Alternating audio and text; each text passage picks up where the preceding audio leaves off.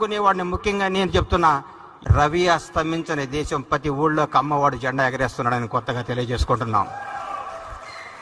నన్ను ఒక ఆయన అడిగాడు, అరే కమ్మవాళ్ళు అంటే ఏంది అని. ఉదయాన్నే సూర్యుడితో గొడవ పడుతూ ఎప్పుడు వస్తావని లేపేవాడు, అవసరమైతే సూటు ఇప్పి నాటేసేవాడు, ఆకాశం వైపు కసిగా చూసేవాడు, అవకాశం కోసం ఆశతో ఎదురు చూసేవాడు, నిజాయితీగా మాట్లాడేవాడు, ఎంత కష్టం వచ్చినా ఆత్మాభిమానాన్ని తాకట్టు పెట్టకుండా విజయం కోసం పోరాడేవాడు. నూనూగు మీసాల వైపు తిప్పుకుంటూ నేను సాధిస్తాను అని తపనతో పరిగెట్టడానికి చిరుతలా పరిగెట సిద్ధంగా ఉన్న యువకులు ఉంటారు చూడండి, అదే కమ్మవాడు అని చెప్పా. అన్ని కులాల్ని గౌరవిస్తా, నా కులాన్ని అభిమానిస్తానని చెప్తా.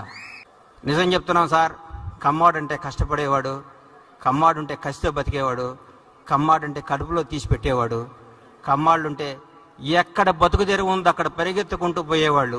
అమెరికాలో తానా ఉత్సవాలు ఎన్ని చూశాను. అమెరికాలో భవిష్యత్తులో అమెరికా తానా కదా, అమెరికా ప్రెసిడెంట్ కూడా కమ్మవాడే అవకాశాలు చాలా ఉన్నాయి. ఆ స్థాయి ఉంది, ఆ స్టామినా ఉంది, ఆ దమ్ము ఉంది, ఆ ధైర్యం ఉంది. ఎవరికైనా ఎదురు తిరిగి నిలబడి సవాలు చేసే సత్తా ఉన్నవాడు కమ్మవాడు. చెరువులో పడ్డాడు ఈత్తం చూసాం, వాగులో పడ్డాడు కొట్టుకురావటం చూసాం, బోర్లో పడ్డా పైకి లేచేవాడే కమ్మవాడు.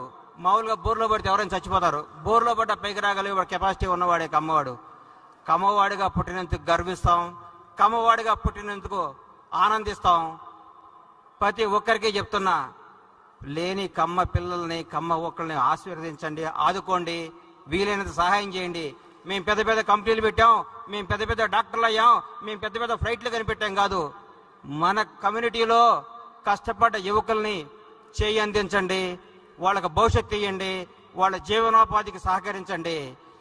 ఒక్క ప్రతి కమ్మవాడు మీకున్న స్థాయికి 10 మంది పిల్లల్ని మీరు కానీ ఎంకరేజ్ చేయగలిగారంటే భావి తరాల్లో మన కులం, మన కమ్యూనిటీ ఉన్నత స్థాయిలో ఉండాలని కోరు